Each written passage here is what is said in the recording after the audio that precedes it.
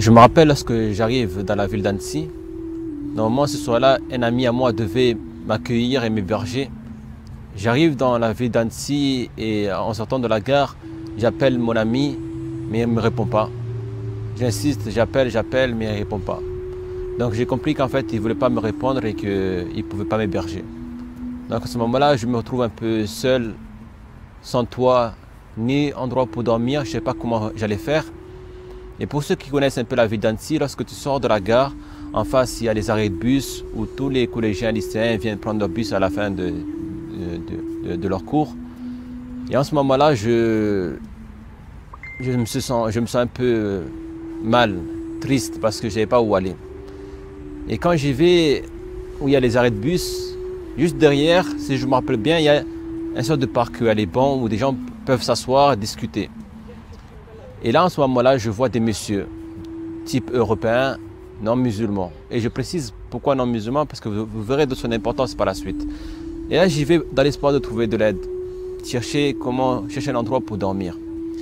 Et quand je vois en train de discuter, je leur explique un peu la situation, que je n'ai pas d'endroit pour dormir, est-ce qu'ils ne peuvent pas m'aider, ou ils connaissent des endroits où ils peuvent héberger des gens qui n'ont pas d'abri. Et là, un monsieur prend son téléphone et appelle un centre d'hébergement pour jeunes d'urgence et demande s'il y a de la place pour un jeune comme moi qui vient d'arriver, qui n'a pas d'endroit pour dormir. Et il appelle et demande. Et malheureusement, on leur dit qu'il n'y a plus de place, que c'est complet. Et là, lorsqu'il raccroche son téléphone, il me dit « Désolé, jeune homme, il n'y a pas de place pour toi. » Ils ont dit que c'est complet. Donc, il va falloir trouver une autre solution. Et là, ils ont vu, en ce moment, lorsqu'ils me disent ça, j'étais vraiment triste. J'étais dégoûté parce que je me sentais seul. Je ne savais pas quoi faire, j'étais abattu. Ils voyaient en moi le visage triste. Je ne connaissais personne à ce moment-là. Même dans la ville où je viens d'arriver, je connaissais juste cet ami-là qui devait être mon soutien, qui devait m'héberger. Et malheureusement, il ne me répondait pas. Et là, le monsieur me dit, ils étaient trois, si je me rappelle bien. Ça remonte à 10 ans, c'était en 2009. Et là, le monsieur me dit que sinon, moi, je connais un bâtiment où la porte est toute ouverte. Tu peux dormir dans les cages d'escalier. Et moi, j'avais pas de choix.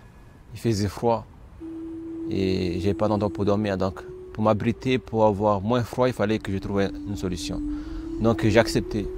Alors, ils m'ont ramené dans ce bâtiment-là. Ils m'ont ouvert la porte. Ils m'ont amené en haut des escaliers. Ils m'ont dit, voilà, là, tu risques, personne ne peut te voir ou personne ne peut te chasser. Tu dors là et jusqu'à le lendemain, tu trouves une autre solution. Donc, quand j'ai vu cette place-là, en haut des escaliers, je me suis dit, Ahmed, tu te trouves dans cette situation et c'est ça ta destinée. Réduire, dormir dans des cages d'escalier. Ce soir-là, j'étais au plus mal de ma vie et je me rappellerai toute ma vie. J'étais au plus mal. J'étais triste. Pour moi, c'était la fin de toute chose. Pour moi, ma vie se résumait à ça. À ce moment-là, j'ai failli pleurer quand j'ai vu les escaliers où j'allais dormir. Et là, le monsieur dit, bonne continuation pour la suite. Les messieurs qui étaient là, je vous souhaite bon courage. Et il se retournait pour partir. Au moment où pour partir, un des messieurs sort de sa poche un billet de 20 euros. Il prend un billet de 20 euros et wallahi, et c'est ça le but de ma vidéo aujourd'hui. C'est pourquoi je vous raconte cette vidéo aujourd'hui. Parce que ce geste-là m'a marqué toute ma vie et a changé toute ma vie. Et je me rappellerai toute ma vie.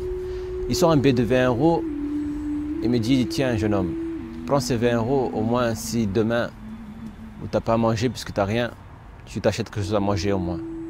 Ça peut te servir. Et quand il m'a donné ces 20 euros, ça m'a un peu soulagé. Dans le sens où même si je n'avais pas d'endroit pour dormir, mais j'avais au moins de quoi manger. J'étais un peu soulagé. Mais la tristesse était là. La tristesse était profonde. Et ce geste m'a marqué parce que les non-musulmans m'ont aidé. Au moment où j'étais au plus bas. Au moment où j'ai cru que ma vie, c'était fini. Ma vie va se résumer à ça. À dormir dans la rue. Dehors. Malgré que par la suite, j'ai souvent dormi dans des des endroits où c'était difficile. Mais ce geste-là a contribué aujourd'hui que Allah, en ce moment-là, j'étais encore dans la jahiliya, dans l'ignorance. Par la suite, je me suis repenti et j'ai pris le chemin droit. Mais ce geste-là est resté dans ma mémoire. Car aujourd'hui, j'ai ouvert mon ONG, Association Humanitaire. Aujourd'hui, enfin, Allah a fait que j'étais dans la situation où j'étais au plus bas, où j'avais besoin d'aide. Des non-musulmans m'ont donné 20 € pour m'aider à avoir de quoi manger, de quoi boire. Aujourd'hui, je parcours le monde entier. Je suis parti dans plusieurs pays où j'ai aidé beaucoup de personnes par la grâce d'Allah subhanahu wa ta'ala. Aujourd'hui, je suis reconnaissant. C'est pour ça que je voudrais que tous les gens qui regardent cette vidéo partagent au maximum cette vidéo pour que cette vidéo atteigne à ces personnes-là qui m'ont aidé, ces non-musulmans qui m'ont aidé, s'ils sont encore en vie, qui voient cette vidéo et se rappellent de moi, se rappellent de mon visage. Et je veux leur dire, je leur remercie.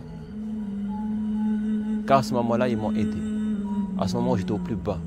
À ce moment, je croyais que c'était fini pour moi. Mais Allah a changé ma situation.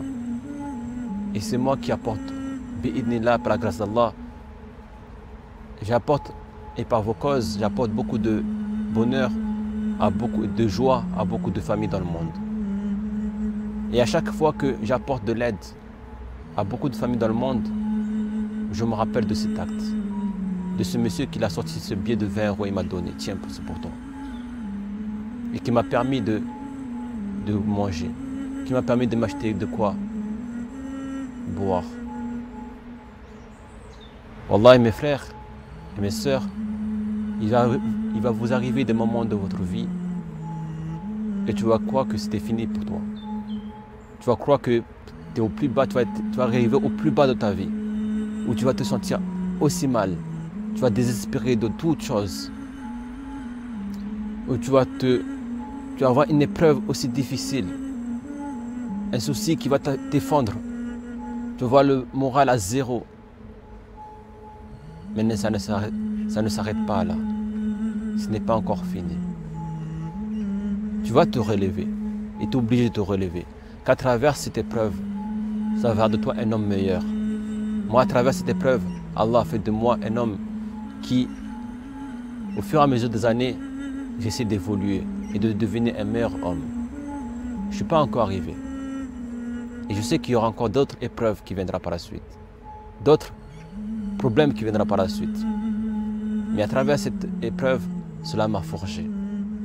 Que même si tu arrives au plus près, au moment où tu te sens mal, au moment où tu crois que c'est fini, non, il y a une suite qui va arriver. Et cette suite-là, ce sera le meilleur. Car Allah dit la vérité lorsqu'il dit, et certes à côté de la difficulté, il y a certes la facilité. J'avais sans argent dans ma poche à ce moment-là. J'étais dans la rue, je dormais dans la rue. Mais Allah aujourd'hui a fait que je traverse les pays pour ensuite apporter de l'aide à différentes personnes, différentes populations. Et je remercie Allah subhanahu wa ta'ala. Donc on ne doit pas se décourager. Ne te décourage pas. Surmonte. Relève-toi. Ne te laisse pas abandonner.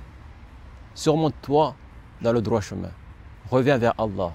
Fais confiance en Allah. Place ta confiance en Allah.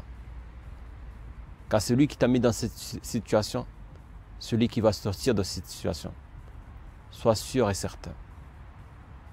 Et il veut que le bien pour toi. Mais il faut qu'il passe par les épreuves d'abord. Pour que tu réfléchisses, pour que tu surmontes et que tu deviennes meilleur, il faut que tu passes par les épreuves. Il faut que tu passes par la difficulté pour qu'il y ait certes la facilité. Je voulais partager une partie de mon histoire avec vous aujourd'hui pour qu'on réfléchisse ensemble, pour qu'on médite ensemble, pour que ça nous permette de descendre, et moi-même, Inch'Allah,